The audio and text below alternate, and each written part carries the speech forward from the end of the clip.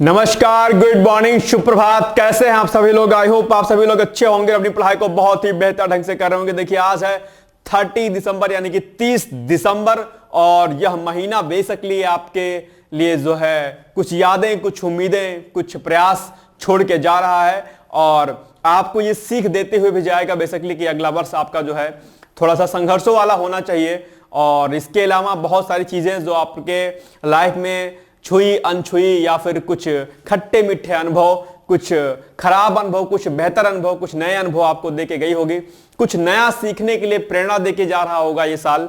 तो अगला वर्ष यानी कि 2025 में आपको ये वर्ष प्रण लेना है कि ओम अस्तो मा सद्गमय ओम तमसो मा ज्योतिर्गमय ओम मृत्यु और मां अमृतम गमय। और इस भाव के साथ आपको आगे बढ़ना है कि क्या कि सर्वे भवन्तु सुखिनः, सर्वे सन्तु निरामयाः और सर्वे भद्राणि पश्यन्तु मा कश्चित् दुःख भाग् भवेत्। और इसके साथ में ओम इदम राष्ट्राय इदम नमम का भाव आपके अंदर रखना है कि हे ईश्वर, ये सब कुछ जो दिया हुआ है वो ईश्वर का है, ये मेरा कुछ भी नहीं है। और हमें समाज हित में, देश हित में काम करना है और अपनी सफलता को अर्जित करते हुए न सिर्फ अपने माता पिता का नाम रोशन करना है, बल्कि अपने माता पिता के नाम रोशन करने के साथ साथ में आपको अपने देश, समाज और वैश्विक पटल पर भी वसुधैव कुटुंबकम का जो नारा है, जो वेद हमारा कहता है कि संपूर्ण विश्व क्या है, एक परिवार है, उस भावना के साथ आपको आगे बढ़ना है और अपने ही को सफलता से महानता की ओर अग्रसर करना है। तो इसके लिए अग्रिम शुभकामनाएं हैं। बस कल जो है ये साल हमारा समाप्त हो रहा है, तो ऐसे में आप लोगों को बहुत सारी शुभकामनाएं अगले वर्ष की कि आपका अगला जो आपका वर्ष हो वो क्या हो, सफलताओं का हो, आपकी उम्मीदों का हो और आपके जो है खुशियों का हो। तो आइए बिना देरी के आज के सेशन को स्टार्ट करते हैं। उसके पहले अगर आपका लक्ष्य आरओ का एग्जाम होगा तो अभी आप लोगों को पता होगा कि कल तक यानी कि 31 दिसंबर तक दरअसल जो डिकोड एग्जाम का जो समीक्षाधिकारी, सहायक समीक्षाधिकारी का जो कोर्स है, चाहे वो आपका प्री का कोर्स हो, मेंस का कोर्स हो, फाउंडेशन कोर्स हो, आरओ की टेस्ट सीरीज हो, कुछ भी हो, इन सभी चीजों पर जो है क्या हो रहा है 50% तक का डिस्काउंट चल रहा है। जो वीडियो टेस्ट सीरीज जो हमारा चल रहा था जिसका प्राइस बेसिकली 1200 रुपए था, वो 1200 रुपए का 50% डिस्काउंट करते हुए 600 रुपए का उसका प्राइस हो गया है। 7000 में जो हमारा कोर्स था आपका फाउंडेशन कोर्स, जिसमें pre plus mains plus answer writing practice सब कुछ था, टेस्ट सीरीज वगैरह, उसका प्राइस 3500। बाकी अलग अलग प्रोग्राम जो भी थे आरओ से संबंधित जो भी डिकोड एग्जाम पर जो भी प्रोग्राम चलाए जा रहे हैं, उन सभी एग्जाम पर बेसिकली क्या है आपको डिस्काउंट दिया जा रहा है। तो आप लोग जो है जो यहां पर नंबर दिए गए हैं, नंबरों पर आप संपर्क करके अपनी क्वेरी को कर सकते हैं। 9506742546 या फिर 6307495944 पर आप अपनी क्वेरी कर सकते हैं। इसके अलावा आप लोग को अगर पीसीएस का बैच ज्वाइन करना होगा, यानी कि जो कि पीसीएस फाउंडेशन कोर्स के नाम से चल रहा है कोर्स, उसको भी आप ज्वाइन कर सकते हैं और वहां पर भी 3000 का इस समय डिस्काउंट चल रहा है। आप चाहें तो उस बैच को ज्वाइन करके भी अपनी पीसीएस और आरओ दोनों की तैयारी एक साथ में कर सकते हैं, ठीक है। और उसके लिए आप लोग जो है टेलीग्राम पर मेरा नंबर ऑलरेडी मेंशन होगा, आप वहां पर संपर्क कर सकते हैं, या जो नीचे दिए गए नंबर हैं इन्हीं नंबरों के माध्यम से आप लोग पीसीएस की भी जानकारी प्राप्त कर सकते हैं, ठीक है। चलिए आइए बिना देरी के आज के सेशन को हम लोग स्टार्ट करते हैं और सबसे पहले करते हैं हम लोग रिवीजन। और रिवीजन के लिए मैंने कई बार आपसे कहा है कि कुछ हो चाहे ना हो, लेकिन आपका रिवीजन जो है बहुत जरूरी है और ये आपके लिए होना चाहिए। इसके अलावा मैं अब बात आपको और बता दूं कि अभी जो है हम लोग ने फ्राइडे को बेसिकली एक वीडियो रिलीज किया था, जो क्या था भारत का जो वन नीति है, यानी कि एक तरीके से जो अभी सर्वेक्षण आया है फॉरेस्ट सर्विस का, फॉरेस्ट का, ठीक है, वो आप लोग क्या करिएगा, रेडी कर लीजिएगा। वो जो आईएसएफआर जो रिपोर्ट जो सबमिट की गई है अभी, उससे जो है क्वेश्चंस आपके एग्जाम में आते हैं, यानी कि जो वन सर्वेक्षण 2023 हुआ है, जिसकी 18वीं रिपोर्ट अभी आई हुई है, उनको आप लोग रेडी कर लीजिएगा। फ्राइडे को वीडियो रिलीज हुआ था, प्लीज आप लोग उसको जरूर देख लीजिएगा, ठीक है। चलिए आइए रिवीजन करते हैं। महिला कबड्डी विश्व कप 2025 की मेजबानी निम्नलिखित में से कौन सा राज्य करेगा? तो बिहार करेगा, ध्यान रखिएगा आप लोग। इसके अलावा बिहार 2 बार मेजबानी कर चुका है भाई साहब। पहली बार कब मेजबानी किया था जरा कमेंट करके मुझे बताइएगा या अपनी कॉपी में नोट डाउन कर लीजिएगा। कल मैंने आपको इसके बारे में बताया था कि बेसिकली बिहार ने जो है कब मेजबानी की थी इसकी, ठीक है। तो ये भी आपको बेसिकली याद रहना चाहिए, ओके। दूसरा क्वेश्चन आपके सामने है कि हाल ही में शून्य अपशिष्ट यानी कि जीरो वेस्ट, ठीक है, के रूप में जो है कौन सा हवाई अड्डा बन गया, कौन सा एयरपोर्ट बन गया? तो वो इंदौर का जो अहिल्या देवी आपका जो हवाई अड्डा है वो बन गया है। इसके अलावा हाल ही में किस देश के द्वारा बर्ड ईगल को राष्ट्रीय पक्षी के रूप में घोषित किया गया है? तो अमेरिका के द्वारा घोषित किया गया है, जिसके लिए प्रयास काफी लंबे समय से चल रहे थे और अंततः जो है ट्रंप सरकार ने इसको क्या किया, घोषित कर दिया है, ठीक है, राष्ट्रीय पक्षी। नेक्स्ट है, हाल ही में किसके द्वारा वर्ष 2025 को एआई ईयर यानी कि आर्टिफिशियल इंटेलिजेंस के रूप में घोषित किया गया है? तो ये किया गया है एआईसीटीई के द्वारा और कल हमने आपको डिटेल्स में समझाया था बेसिकली कि भैया जो आपके लिए एआई का टॉपिक है, जिसको हम आर्टिफिशियल इंटेलिजेंस यानी कि जिसको हम कृत्रिम बुद्धिमत्ता कहते हैं, यह टॉपिक आपके प्री मेंस और इंटरव्यू के लिए बहुत ही महत्वपूर्ण है। अगर आपने कल कान खोल के सुना होगा तो बल्ले बल्ले है, बहुत बढ़िया है, अति उत्तम है। और अगर आपने कान खोल के कल नहीं सुना था, आपने मेरी बातों को इग्नोर कर दिया था, तो दरअसल आप अपने पैर पर कुल्हाड़ी मारने वाला काम करेंगे, क्योंकि जो मैं बताता हूं अगर आप वो नहीं करते हैं तो आपके लिए बहुत घातक साबित होगा। ठीक है, इसलिए टीचर का काम यह है कि ना सिर्फ आपको चीजों को पढ़ाए बल्कि आने वाली जो भी चीजें हैं उसके बारे में आपको समझाए। अगर आप मेरी बातों को सुनते होंगे, समझते होंगे, तो मुझे लगता है बहुत अच्छी बात है। नहीं सुनते और समझते होंगे, एक कान से सुन के दूसरे कान से निकाल देते होंगे, तो दरअसल आप बहुत बड़ा अपना नुकसान कर रहे हैं। मैंने कई बार कहा है कि आप मेरा 20 दिन करंट अफेयर्स देखिएगा, 20 दिन देखिए, जो मैं टास्क देता हूं उसको करिए, जो मैं प्रैक्टिस के लिए क्वेश्चन देता हूं उसकी प्रैक्टिस करिए, और 20 दिन के बाद आप देखिएगा कि आपके भीतर कितना ज्यादा आउटपुट आपको देखने को मिलेगा। तो प्लीज कम से कम 15 दिन वीडियो देखिए, 20 दिन देखिए, फिर देखिए कि कितना कुछ आपको फायदा मिलेगा। राइट, चलिए, गणतंत्र दिवस 2025 की झांकी के लिए थीम कौन सी है? तो वो है स्वर्णिम भारत, विरासत और विकास, ये थीम है। और हर साल आप जानते होंगे कि वहां पर जो है जब गणतंत्र दिवस होता है तो विभिन्न राज्यों की अलग अलग झांकियां निकलती है और इसमें सबको स्थान दिया था, उसकी थीम भी जो है क्या करती है, निर्धारित की जाती है। और कल हमने आपको बताया था कि गणतंत्र दिवस 2025 में जो हमारे मुख्य अतिथि होंगे वो कौन होंगे। अभी उस पर ऑफिशियल तो नोटिफिकेशन नहीं जारी हुआ है, लेकिन संभावना व्यक्त की जा रही है कि फला व्यक्ति जो है आएंगे मुख्य अतिथि के रूप में। कल हमने आपको बताया था, जरा मुझे कमेंट करके बताइएगा, या अपनी कॉपी में नोट डाउन करिएगा या कल का रिवीजन करिएगा कि गणतंत्र दिवस 2025 के अवसर पर मुख्य अतिथि के रूप में कौन शामिल हो रहे हैं। ठीक है, जरा मुझे बताइएगा इसको। चलिए नेक्स्ट है, हाल ही में प्रधानमंत्री मोदी द्वारा कहां पर केन बेतवा नदी जोड़ो परियोजना की शुरुआत की गई? तो यह मध्य प्रदेश में। और हमने कल नदी जोड़ो परियोजना के बारे में आपसे कहा था कि इसको आप लोग डिटेल्स में पढ़ लीजिएगा। नदी जोड़ो परियोजना के बारे में प्री मेंस और इंटरव्यू में प्रश्न आपके पूछे जाते हैं। आल्सो आपके एस्से यानी कि निबंध में भी प्रश्न वहां से जो है पूछे जाते हैं। इसको आप लोग अगर नहीं रेडी किया है तो फिर इसको रेडी कर लीजिएगा। कल ही मैंने आपको टास्क दिया था कि इसको आपको रेडी करना है। ठीक है, चलिए आगे। हाल ही में एमटी वासुदेवन नायर का निधन हो गया है। उनका संबंध है किससे है? वो एक बेसिकली क्या थे, मलयालम लेखक थे और बहुत प्रसिद्ध व्यक्ति थे जो है वहां के। ठीक है, नेक्स्ट है 2024 में उधम सिंह की कौन सी जयंती मनाई गई? तो ये मनाई 125वीं। और उधम सिंह के बारे में आप लोग जानते होंगे, जनरल डायर की इन्होंने हत्या कर दी थी, जो कि जलियांवाला बाग हत्याकांड के मुख्य दोषी के रूप में पाए गए थे। ठीक है, जलियांवाला बाग हत्याकांड जो कि 1919 में हुआ था, इस पर बहुत सारे प्रश्न बनते हैं। ठीक है, जलियांवाला बाग हत्याकांड के लिए कमेटी किसके अंडर में बनी थी, कौन कौन इसमें शामिल था, क्या कुछ हुआ था, क्या इसके पीछे का पृष्ठभूमि थी। जलियांवाला बाग हत्याकांड के बारे में आप लोग डिटेल्स में पढ़ाई कर लीजिएगा। अगर नहीं पढ़ा है तो आज मैं टास्क आपको पहला दे रहा हूं आज का, कि आज आपका पहला जो टास्क है भैया, पहला टास्क क्या है कि आपको बेसिकली जलियांवाला बाग हत्याकांड के बारे में डिटेल्स में पढ़ना है। ये आपका क्या है, होमवर्क है, जलियांवाला बाग हत्याकांड। ठीक है, बाग हत्याकांड। ठीक है, नहीं पढ़ा है तो पढ़ लीजिएगा। कौन कौन सी, सिर्फ इतना ही नहीं पढ़ना कि ये कब शुरू हुआ था, इसके पीछे क्या पृष्ठभूमि रही है, जो पृष्ठभूमि रही है उसके बारे में भी आपको पढ़ना है। और प्लस इसके लिए कौन कौन सी जांच कमेटियां बनाई गई थी, उसका परिणाम क्या निकला, कौन किनको दोषी पाया गया, किनको छोड़ दिया गया, आदि आदि जो भी घटनाएं इससे संबंधित हैं, उन सभी घटनाओं पर आपकी नजर होनी चाहिए। और इसी तरीके से आप एग्जाम क्रैक कर पाओगे। नहीं तो जैसे अभी पीएससी का एग्जाम आया था, अभी हक्का बक्का हो जाओगे, गोलगप्पे से बैठे रहोगे, कुछ नहीं कर पाओगे। जब तक कि आप उसके पीछे उसकी कहानी, उसकी स्टोरी, उसके बेस को नहीं समझेंगे, तब तक आप जो है अभी जो पेपर पैटर्न चल रहा है उसके प्रश्नों को आप हल कर पाने की स्थिति में नहीं रहोगे। इसलिए डिटेल्स में आपको चीजों को सोच समझ के पढ़ना है। राइट, यह बात थोड़ा सा दिमाग पे अपने फिट कर लीजिएगा आप लोग। ओके, चलें आगे बढ़े। और नहीं तो वही बात है, फिर जाके खाइएगा संध्या को रोज डे मोमोज खाइएगा तो मोमोज बन जाइएगा फिर, है नहीं, क्या कीजिएगा फिर। चलिए, उधम सिंह का जन्म हुआ था, कल हमने आपसे प्रश्न पूछा था 1899 में। Option number A is the right answer. चलिए आगे। वीर बाल दिवस मनाया जाता है, कब मनाया जाता है भैया? वीर बाल दिवस चर्चाओं में रहता है, अब बताइएगा। तो ये 25 दिसंबर, 26 दिसंबर, 27 दिसंबर या फिर 28 दिसंबर? जल्दी जल्दी मुझे बताइए कि वीर बाल दिवस कब मनाया जाता है। यह मनाया जाता है भैया बी ऑप्शन, यानी कि 26 दिसंबर, 26 दिसंबर को वीर बाल दिवस के रूप में मनाया जाता है। पृष्ठभूमि क्या रही है इसके बारे में शायद आप जानते होंगे। वर्ष 2022 में नरेंद्र मोदी जी के द्वारा इसकी घोषणा की गई थी। ठीक है, और इसके पीछे क्या पृष्ठभूमि है कि वीर बाल दिवस को सिखों के 10वें गुरु कौन हैं? गुरु गोविंद सिंह जी हैं। और यह भी फैक्ट आपके एग्जाम पूछा जाता है कि बताओ 10वें गुरु के रूप में कौन है, तो गुरु गोविंद सिंह जी हैं।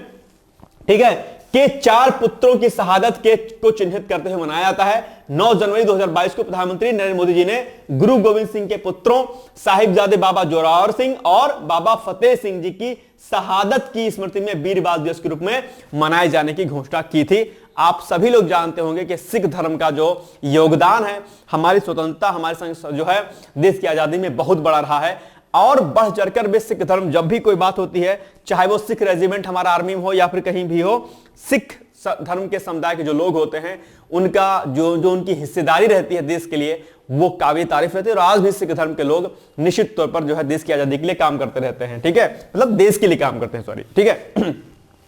गुरु गोविंद सिंह का जन्म 22 दिसंबर 1666 को यानी कि 1666 को पटना बिहार में हुआ था। ठीक है, तो जब भी आप लोग सिख धर्म के बारे में जानते हैं, आजकल गुरुद्वारे भी जाते होंगे आप लोग, वहां पर जो है लंगर वगैरह खाते होंगे।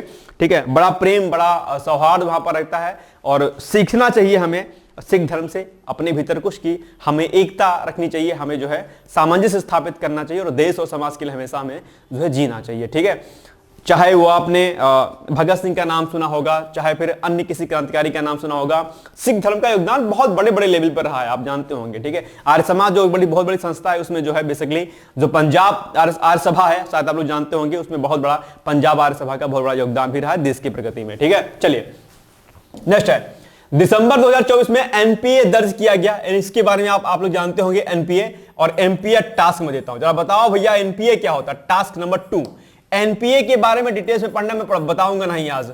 एनपीए क्या होता है जरा बताइएगा। जो बैंकिंग की कभी तैयारी की होंगी उनको तो निश्चित तौर पर पता होगा, बाकी आप लोग जरा बताइएगा। आज जरा गूगल पे सर्च करेंगे कि एनपीए क्या होता है, राइट। तो एनपीए कितना दर्ज किया गया? 2.7%, 3.5, 2% या फिर 3%। तो एनपीए बेसिकली अभी हाल ही में दिसंबर माह में दर्ज किया गया है, जो वो किया गया 2.7%। ठीक है, option number A is the right answer. ठीक है, अभी आरबीआई ने बहुत सारा डेटा रिलीज किया अपना। ओके, तो दिसंबर 2024 में 2.7% एनपीए दर्ज किया गया भैया, याद रखिएगा। इसके साथ ही बैंकों की जो परिसंपत्ति गुणवत्ता है उसमें भी क्या हुआ है? सुधार हुआ भी। रिपोर्ट कुछ आरबीआई ने जारी की हुई है। ठीक है, इसके अलावा बैंकों की सकल और गैर निष्पादित जो परिसंपत्तियां हैं, जिसको हम जीएनपीए कहते हैं, का अनुपात मार्च 2024 के अंत में 13 वर्षों में सबसे कम यानी कि 2.7% और सितंबर 2024 के अंत में 2.5% पर आ गया है। रिजर्व बैंक के अनुसार बैंकों की पूंजी स्थिति संतोषजनक है। ठीक है, इसके अलावा या उनकी पूंजी से जोखिम भारित परिसंपत्ति अनुपात CRR क्या CRAR जैसे प्रमुख मापदंडों से उजागर होती है। बैंकिंग टर्मिनोलॉजी है, एक बार उसको देख लीजिएगा। बाकी एनपीए कितना होता है, रेपो रेट कितना हो रहा है, रिवर्स रेपो रेट कितना हो रहा है, जरा मुझे कमेंट करके बताओ भैया कि ये रेपो रेट और रिवर्स रेपो रेट क्या होता है। और कई बार आपके एग्जाम में पूछा जाता है रेपो रेट क्या होता है, जरा मुझे बताओ। और इसके अलावा रिवर्स रेपो रेट क्या होता है, रिवर्स रेपो रेट क्या होता है, मुझे कमेंट करके जल्दी जल्दी से बताओ। Repo rate, reverse repo rate क्या होता है? बहुत बार आपके एग्जाम में पूछा गया भैया। बैंकिंग का जो सेक्टर है ना आपके एग्जाम के लिए, बैंकिंग, जरा ध्यान रखिएगा। टास्क अगर मैं बड़े टास्क के रूप में बात करूं तो बैंकिंग में जितना भी चैप्टर्स आपका है बैंकिंग में, ठीक है, बैंकिंग, तो बैंकिंग में आपका चाहे आपका वो रेपो रेट हो, ठीक है, इसको जरा मैं अलग से लिख दे रहा हूं, ठीक है, फ्रेश पेज में। ठीक है, बैंकिंग में जो भी आपके चैप्टर्स आते हैं बैंकिंग, ठीक है, एक तो आपका नंबर 1 क्या, रेपो रेट भैया, रेडी कर लेना इसको। ठीक, दूसरा रिवर्स रेपो रेट भैया, रिवर्स रेपो रेट, ठीक, रिवर्स रेपो रेट, यह भी आपको रेडी कर लेना है। इसके अलावा आपका जो है क्या होता है, तीसरा एनपीए कितना हो गया है, एनपीए, ठीक है, एनपीए रेडी कर लीजिएगा। ठीक है, और मौद्रिक नीति, जो मौद्रिक नीति होती है, ठीक है, वो मौद्रिक नीति, ये सब आपको क्या करना है, रेडी कर लेना है बेसिकली। और फंक्शन ऑफ आरबीआई यानी कि आरबीआई के बारे में एक तरीके से ये भी आपको क्या करना है, रेडी कर लेना। फंक्शन ऑफ क्या, आरबीआई,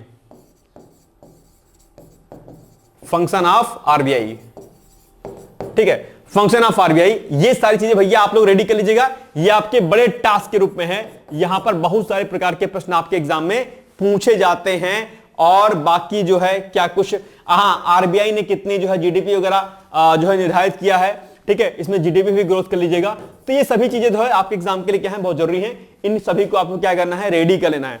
भैया जी लोग प्लीज, मैं आपसे रिक्वेस्ट करना चाहता हूं कि आप लोग प्लीज मेरी बात को सुना करिए। जो मैं कहता हूं उसको प्लीज रेडी कर लिया करिएगा, ठीक है। Repo rate, reverse repo rate, NPA, मौद्रिक नीति, फंक्शन ऑफ आरबीआई और जीडीपी कितनी आरबीआई ने घोषित की होती है, और बाकी जो भी चीजें होती हैं आरबीआई के बारे में उनको आप लोग डिटेल्स में तैयार कर लीजिएगा कि आरबीआई कौन कौन से जो करेंसी के छापता है, क्या उसके फंक्शन होते हैं, आरबीआई के गवर्नर कौन है, और उसके जो है अन्य जो फंक्शन जो सदस्य होते हैं वो कौन कौन से हैं। तो ये सभी चीजें आपको दरअसल क्या करनी है, याद करनी है, ठीक है ना, याद रहेगा आपको। चलिए कर लेना, जो कॉपी बनाई होगी ना टास्क वाली उसमें नोट डाउन कर लेना। चलो आगे बढ़ते हैं। नेक्स्ट है कि पुदुचेरी और कराईकल में विभिन्न स्थानों पर कौन सा सुनामी स्मृति दिवस मनाया गया। सुनामी के बारे में और डेफिनेटली आप लोग जानते होंगे, बहुत ही व्यापक स्तर पर जो है क्या करती है, हार्मफुल होती है, एक तरीके से व्यापक स्तर पर जो है नुकसान पहुंचाती है जहां भी आती है। तो कौन सा अभी ये सुनामी जो स्मृति दिवस मनाया गया, 20वां, 21वां, 22वां या फिर 23वां। तो ये मनाया गया भैया आपका 20वां जो है सुनामी स्मृति दिवस। और सुनामी ये जो वर्ड है आप भैया, ये एक बार ध्यान रखिएगा, ये आपके एग्जाम के लिए खासकर मेंस परीक्षा के लिए क्या है, बहुत ही इंपॉर्टेंट है। जीएस पेपर फर्स्ट में आपके जो है ये सुनामी आता है। अगर आप पीसीएस की परीक्षा की तैयारी कर रहे हैं तो जीएस पेपर फर्स्ट ज्योग्राफी का जो सेक्शन लास्ट में दिया गया है वहां पर सुनामी हुआ, भूकंप हुआ, ज्वालामुखी हुआ, महासागरीय धाराएं हुआ, महासागरीय लवणता हुआ, इन सब पर बहुत प्रकार के प्रश्न पूछे आते हैं भैया जी लोग। तो जरा मिट्टी के प्रकार हो गए, इन सब पर प्रश्न बहुत आता है, ठीक है। भूस्खलन हो गया, लैंडस्लाइड जिसको हम लोग बोलते हैं, ठीक है, इनको आप रेडी कर लीजिएगा। इसी में नदी जोड़ो परियोजना वगैरह भी आता है। तो यहां पर आप सुनामी वाले चैप्टर को अच्छी तरीके से क्या करिएगा, रेडी कर लीजिएगा। बार बार प्रश्न सुनामी से आपके एग्जाम में पूछा जाता है, ठीक है, याद रखिएगा। चलो, तो ये अभी क्या हुआ था बेसिकली कि पुदुचेरी और कराईकल में विभिन्न स्थानों पर जो है, विभिन्न स्थानों पर होकर दीजिएगा, विभिन्न स्थानों पर 20वां सुनामी स्मृति दिवस मनाया गया। 26 दिसंबर 2004 की विनाशकारी सुनामी में अपनी जान गंवाने वाले लोगों की याद में इस दिवस को मनाया जाता है। आपको याद होगा, आपका जन्म वगैरह हो गया होगा 2004 में, तो बेसिकली बहुत व्यापक स्तर पर जो है दूसरे दक्षिण के एरिया में सुनामी आई थी, बहुत व्यापक स्तर पर जो है हानि हुई थी, आप जानते होंगे, ठीक है। तो ये चीजें हैं, आप जानते होंगे इसके बारे में। और इसके बारे में डिटेल्स में मुझे नहीं लगता कि आपको कुछ ज्यादा बताने की आवश्यकता है, तो आप लोग प्लीज पढ़ लीजिएगा। और इसके अलावा जो है और भी चीजें जो मैं आपको बताता हूं, टास्क वगैरह, वो सब आप लोग क्या करिएगा, कर लीजिएगा, ठीक है। चलिए नेक्स्ट है, हनुक त्योहार का संबंध किस धर्म से है। अभी चर्चाओं में रहा है, प्रधानमंत्री नरेंद्र मोदी जी ने इस पर जो ट्वीट भी किया था। आपको बताना है बेसिकली कि हनुक त्योहार का संबंध किस धर्म से है, हिंदू धर्म, यहूदी धर्म, सिख धर्म या फिर मुस्लिम धर्म। तो ये बेसिकली आपका किससे संबंधित है, ये आपका संबंधित है यहूदी धर्म से संबंधित है, यानी कि बी वाला ऑप्शन क्या हो जाएगा, इसका सही हो जाएगा। आइए इसकी व्याख्या देखते हैं फटाफट। तो हनुक्का, ठीक है, हनुक या हनुक्का, कहीं कहीं पर हनुक लिखा रहता है, कहीं कहीं पर हनुक्का लिखा रहता है, ठीक है। हनुक्का त्योहार का संबंध यहूदी धर्म से संबंधित है। हनुक्का यहूदी धर्म का एक क्या है, त्योहार है जिसे रोशनी का त्योहार कहते हैं। यह त्योहार ईसा पूर्व 2री शताब्दी में यरूशलेम के दूसरे मंदिर के पुनः समर्पण की याद में जो है बेसिकली मनाया जाता है। हनुक्का को हिब्रू में चानुका भी कहा जाता है, और हिब्रू में हनुक्का का मतलब है समर्पण, ठीक। इसके अलावा हनुक्का के दौरान यहूदी लोग लगातार 8 रातों तक मेनोराह में एक अतिरिक्त मोमबत्ती जो है जलाते हैं। ये सब बातें लिखी हुई हैं, आप इसके बारे में डिटेल में पढ़ लीजिएगा, ठीक है। बस इतना, इसमें अगर प्रश्न पूछेगा तो बेसिकली पूछेगा किस धर्म से संबंधित है, ऐसा पूछ सकता है आपसे, ठीक है। इंपॉर्टेंट इसलिए हो गया बिकॉज ऑफ अभी प्रधानमंत्री नरेंद्र मोदी जी ने इस पर ट्वीट किया था, ठीक है। और सभी वैश्विक स्तर पर सभी देशों को इसके लिए शुभकामनाएं दी थी। चलिए, प्रति व्यक्ति मासिक व्यय में खर्च 2022-23 के मुकाबले वर्ष 2023-24 में ग्रामीण क्षेत्रों में कितने प्रतिशत की वृद्धि दर्ज की गई है, ठीक है। ये अभी डेटा रिलीज हुआ है और इस पर मैं एक आर्टिकल भी कराने वाला हूं, मैं आपको एक आर्टिकल करा दूंगा, इस पर आप लोग बना दीजिएगा। तो 8%, 9%, 10% या फिर 11%। तो ग्रामीण क्षेत्रों में जो है वृद्धि दर्ज की गई है प्रति व्यक्ति मासिक व्यय में खर्च व्यय में, ठीक है, ये की गई है भैया आपकी 9%, यानी कि option number B is the right answer, ठीक है। चलो, तो प्रति व्यक्ति मासिक व्यय में वर्ष 2022-23 के मुकाबले वर्ष 2023-24 में वृद्धि दर्ज की गई है। कितनी दर्ज की गई है, तो ग्रामीण क्षेत्र में वृद्धि जो दर्ज की गई है वो 9%, इसको याद रखिएगा, इंपॉर्टेंट है। और शहरी क्षेत्रों में जो वृद्धि दर्ज की गई है वो की गई है 8%। ये आपके लिए डेटा भैया इंपॉर्टेंट है, नोट डाउन कर लेना, ठीक है, इसको बहुत इंपॉर्टेंट है। दूसरा, सांख्यिकी और कार्यक्रम कार्यान्वयन मंत्रालय द्वारा जारी घरेलू उपभोग व्यय सर्वेक्षण 2023-24, ये जो सर्वेक्षण भी हुआ ना, कौन सा, ये घरेलू उपभोग व्यय सर्वेक्षण 2023-24, ये अभी रिलीज हुआ डेटा। किसने किया है, सांख्यिकी और कार्यक्रम कार्यान्वयन मंत्रालय ने। यह भी प्रश्न पूछ सकता है कि अभी हाल ही में जो ये आपका घरेलू उपभोग व्यय सर्वेक्षण 2023-24 जारी किया गया है, ये किसके द्वारा जारी किया गया है? आप कहेंगे सांख्यिकी और कार्यक्रम कार्यान्वयन मंत्रालय के द्वारा। एक बात। दूसरा, इसके अनुसार जो डेटा रिलीज किया है, क्या कह रहा है ये कह रहा है कि ग्रामीण क्षेत्रों में औसत प्रति व्यक्ति मासिक व्यय 4,122 रुपए और शहरी क्षेत्रों में 6,996 रुपए होने का आकलन किया गया है। ये डेटा है, आपके लिए बहुत ही इंपॉर्टेंट है और इस पर मैं एक आर्टिकल बहुत बढ़िया सा जो है आपको मैं करा दूंगा कल परसों तक, ठीक है, याद रखिएगा। चलिए आगे बढ़िए। सर्वेक्षण के अनुसार प्रति व्यक्ति मासिक व्यय में गैर खाद्य वस्तुओं की प्रमुख हिस्सेदारी है। यह ग्रामीण क्षेत्रों में लगभग 53% और शहरी क्षेत्रों में लगभग 60% तक का अनुमान इसमें व्यक्त किया गया है, ठीक है, याद रखिएगा। डेटा इंपॉर्टेंट है भाई साहब। ओके, चलो। हाल ही में किस देश के द्वारा ब्रह्मपुत्र नदी पर विश्व के सबसे बड़े बांध जल बांध को मंजूरी प्रदान की गई है? मोस्ट इंपॉर्टेंट आपके लिए फैक्ट है। बताइएगा कि कौन सा ऐसा देश है जिसने ब्रह्मपुत्र नदी पर जो है सबसे बड़े जल विद्युत बांध परियोजना को मंजूरी प्रदान कर दी है? वो देश कौन सा भैया? अमेरिका है, भारत है, रूस है या फिर चीन है? जरा अपनी एनालिसिस करके मुझे बताइए कि इसका आंसर क्या हो सकता है। तो मेरे अनुसार इसका आंसर होगा भैया आपका ऑप्शन नंबर चीन। यही खुराफाती देश है, यही कुछ ना कुछ कांड करता रहता है, इसी ने किया है भाई साहब, ठीक है। और तो क्या किया है कि हाल ही में चीन के द्वारा ब्रह्मपुत्र नदी पर विश्व के सबसे बड़े जल विद्युत बांध को मंजूरी प्रदान की है। इसके अलावा एक बात ध्यान रखिएगा, थ्री गार्जेस एक ये भी जल विद्युत बांध है जो कि दुनिया का सबसे बड़ा बांध है और ये भी चीन में अवस्थित है। लेकिन अब जो ये नया बांध जो बना रहा है चीन, ठीक है, ब्रह्मपुत्र नदी पर, वो नंबर 1 पर हो जाएगा, ये हो जाएगा नंबर 2 पर, याद रखिएगा, जो कि चीन में अवस्थित है। इसका निर्माण जो भी आपका ये हो रहा है चीन में, इसका निर्माण यारलुंग तंगपो यानी जिसको हम लोग जंगपो बोलते हैं के निचले अपवाह में हिमालय पर्वत श्रेणी में एक विशाल घाटी में किया जाएगा। ये भी आपको बेसिकली क्या करना है, याद रखना है भैया, इंपॉर्टेंट है आपके लिए, ठीक है। बेसिकली मैप मुझे ध्यान नहीं आ रहा, हल्का हल्का ध्यान है कि कुछ इस प्रकार से जो है मैप रहेगा उसका, जो चीन बना रहा है मैप, वो नदी ये कुछ ऐसे रहेगा, थोड़ा सा मुझे ध्यान आ रहा है हल्का हल्का, ठीक है। ये इधर चीन का एरिया रहेगा आपका, चीन का, इधर शुरू हो जाएगा आपका अरुणाचल प्रदेश, ठीक है, अरुणाचल प्रदेश, ठीक है, अरुणाचल प्रदेश, ठीक है। और ये नदी आपकी जा रही होगी कुछ इस प्रकार से, किस प्रकार से जा रही होगी नदी आपकी जा रही होगी, ठीक है, ये कुछ इस प्रकार जा रही होगी। यहीं पर जो है बेसिकली क्या करेगा, ये बांध जो है अपना बांध बनाएगा, यहीं पर बांध बनाएगा, ठीक है। ये एरिया आपका चीन का हो जाएगा इधर, ठीक है, ये घाटी वाला एरिया। और यहीं पर अरुणाचल प्रदेश में ब्रह्मपुत्र नदी फिर क्या करेगी, एंटर कर जाएगी। ये एरिया आपका जो है इंडिया का इधर शुरू हो जाएगा, ठीक है, इंडिया का। यहीं पर जो है बांध बनाएगा विश्व का सबसे बड़ा बांध।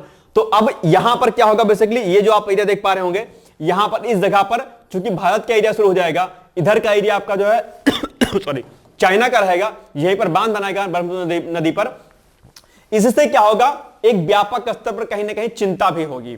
भारत के परिप्रेक्ष्य में बहुत बड़ी चिंता हो सकती है कि अगर बाय द वे कभी इन फ्यूचर अगर कोई घटना होती है, यानी कि अगर कभी कोई युद्ध वगैरह होता है, तो ऐसे में चीन जो है इस बांध का दुरुपयोग कर सकता है कि अगर वो इसमें जल छोड़ देगा बहुत बड़ी मात्रा में, तो क्या होगा, जो सारा का सारा जो पानी है वो क्या होगा, ये बेसिकली भारत में क्या करेगा, प्रवेश कर जाएगा और बड़े स्तर पर क्या होगा, भारत में क्या होगा, नुकसान होगा, ठीक है। इसके अलावा जो है अन्य कई सारी दिक्कतें भी इसमें आ सकती हैं, ठीक है। पानी को रोक सकता है, पानी ज्यादा छोड़ सकता है और यहां पर अलग अलग प्रकार से जो है गतिविधियां कर करके भारत को जो है नुकसान पहुंचा सकता है बड़े स्तर पर। हालांकि अरुणाचल प्रदेश में भी ब्रह्मपुत्र नदी पर भारत के द्वारा भी बांध बनाया गया है, लेकिन चूंकि भारत शांतिप्रिय देश है, ऐसे में भारत ऐसी कोई गतिविधि नहीं करेगा जिससे चीन को नुकसान हो। लेकिन चीन चूंकि खुराफाती देश है, चीन की नीति कैसी है, विस्तारवादी नीति है। जब आप अंतरराष्ट्रीय संबंधों में चीन के बारे में पढ़ेंगे तो आप ये पाएंगे कि चीन अपनी सीमाओं को क्या करता है,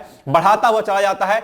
अलग अलग देश में जो है वो अपनी सीमाओं को बढ़ाने का प्रयास करता है, जिसके लिए उसके पास अलग अलग तरीके होते हैं। जैसे अभी हाल फिलहाल में चाइना क्या कर रहा है कि अलग अलग देशों में वो बेसिकली इन्वेस्टमेंट कर रहा है अपना, और इन्वेस्टमेंट करके उनको उधार दे रहा है, बहुत कुछ चीजें दे रहा है, लीज पर जो उनकी जमीन, उनके एयरपोर्ट, इनके बाकी संस्थान को जो है ले रहा है। और चूंकि देश गरीब होते हैं, उन पैसे को रिफंड नहीं कर पाएंगे तो वो कब्जा कर लेगा चीन, या फिर किसी भी एन प्रकारेण जो है एन केन प्रकारेण क्या करेगा, वो वहां पर अपना चीन क्या करेगा, कब्जा कर लेगा। हाल ही में आपने नेपाल में सुना होगा कि नेपाल का झुकाव चीन की तरफ बहुत ज्यादा बढ़ गया था, क्योंकि चीन नेपाल में बड़े स्तर पर क्या कर रहा था, इन्वेस्टमेंट कर रहा था। तो अगर भारत के पड़ोसी देश में भी चाइना का प्रभुत्व अगर स्थापित होता है, ऐसे में भारत के लिए क्या होगा, खतरनाक होगा। और चूंकि ये सबसे बड़ा बांध यहां पर जो बना रहा है, ऐसे में भारत के लिए कई प्रकार की सामरिक दृष्टिकोण से भारत के लिए चिंता का विषय होगा। और इसीलिए आपके एग्जाम में प्रश्न भी यहां से पूछा जा सकता है कि अभी हाल ही में चीन के द्वारा ब्रह्मपुत्र नदी पर विश्व के सबसे बड़े जल विद्युत बांध का निर्माण किया जा रहा है। इस निर्माण के किए जाने पर भारत पर पड़ने वाले सामाजिक, आर्थिक या फिर सामरिक दृष्टिकोण से इस पर भारत पर क्या प्रभाव पड़ेगा, समीक्षात्मक टिप्पणी कीजिए। ऐसा प्रश्न दरअसल आपके एग्जाम में पूछा जा सकता है, ठीक है। तो इसको जरा नोट डाउन कर लीजिएगा अपनी कॉपी में, हक्के बक्के ऐसे मत बैठे रहो, नोट कर लो, ठीक है। कहानी मत सुनो खाली। आप कहते हो यार कितना बोलता हूं, भाई साहब इसलिए बोलता हूं क्योंकि सारी बातें कोई जल्दी नहीं बताता है, इसके लिए पैसा पे करते हो, करंट अफेयर्स की क्लास चलती है अलग से, ठीक है। 20,000 पे करोगे तब बताएगा आपका मास्टर, नहीं तो नहीं बताएगा। गुरुजी करते रहोगे सब लोग, ठीक है। जो कहा करो उसको सुन लिया करो। तो आपको अंतरराष्ट्रीय संबंधों में भी कुछ इस प्रकार से चीजों को तैयार करना है।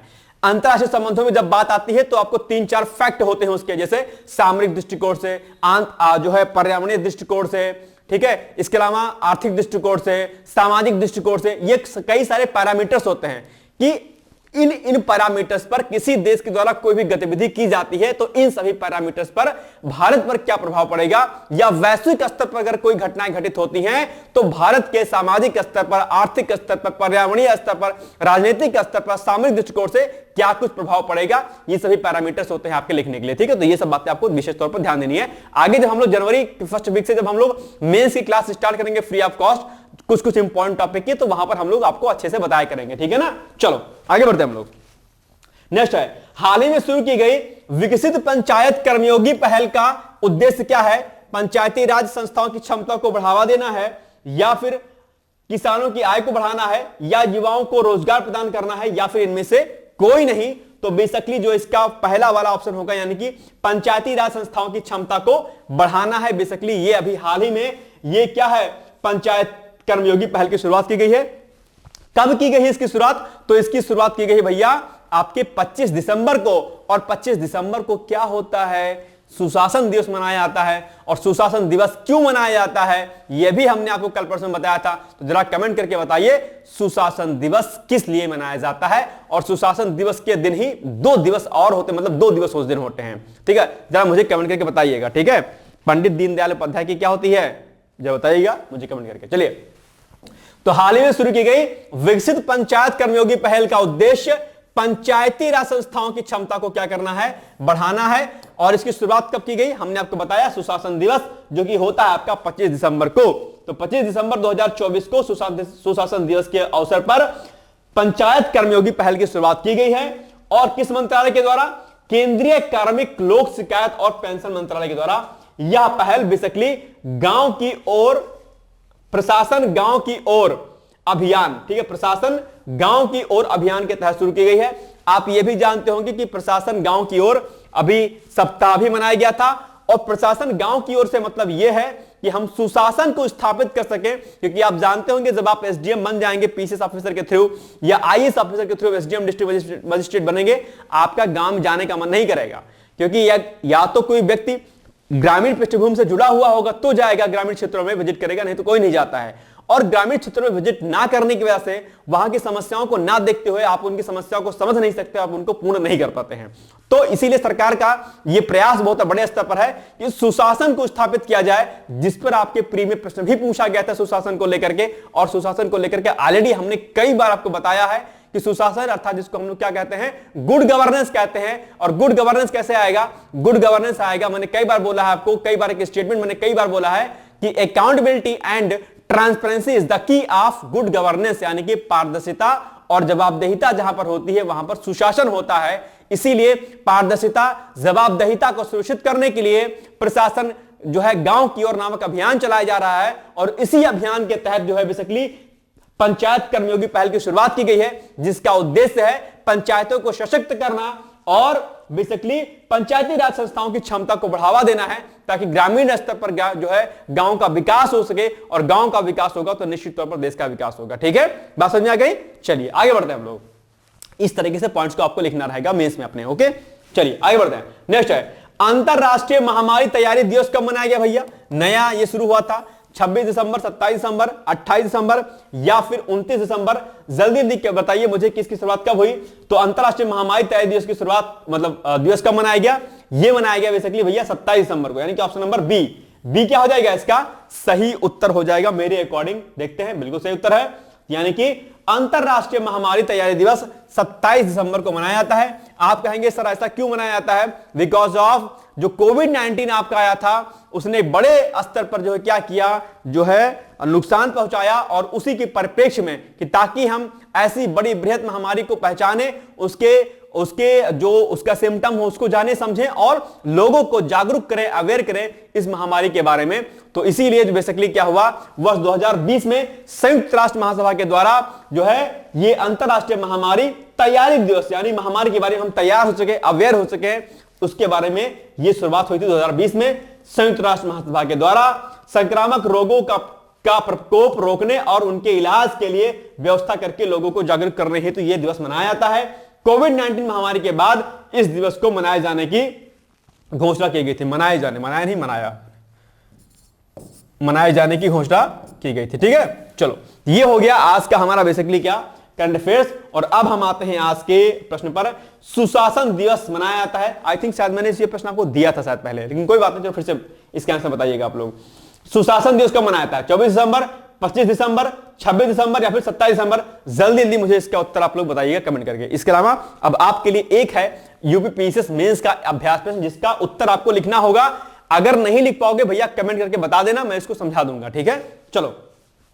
हाल ही में चीन के द्वारा ब्रह्मपुत्र नदी पर विश्व के सबसे बड़े जल विद्युत बांध को मंजूरी प्रदान की है। इस बांध का भारत पर पड़ने वाले प्रभाव की चर्चा कीजिए या समीक्षात्मक टिप्पणी कीजिए, कुछ भी करके आप इसका जो है आंसर लिख सकते हैं। तो ये आप लोग उत्तर लिखिएगा। वेरी वेरी मोस्ट इंपॉर्टेंट ये जो है आपका क्या है प्रश्न है, जो कि आपको लिखना है। नहीं लिख पाइएगा, कोई समस्या होगी तो निसंकोच हो कि आप मुझ पर मुझे व्हाट्सएप, कॉल या कमेंट करके जो भी आप कर पाएंगे वो कर लीजिएगा और मुझसे जो है आप लोग पूछ लीजिएगा। ठीक है, ये हो गया आज का हमारा इंपॉर्टेंट करंट अफेयर्स। मिलेंगे कल हम लोग एक नए सेशन के साथ। और हाँ, पीसीएस का बैच अगर आपको ज्वाइन करना है आप लोग ज्वाइन कर लीजिएगा।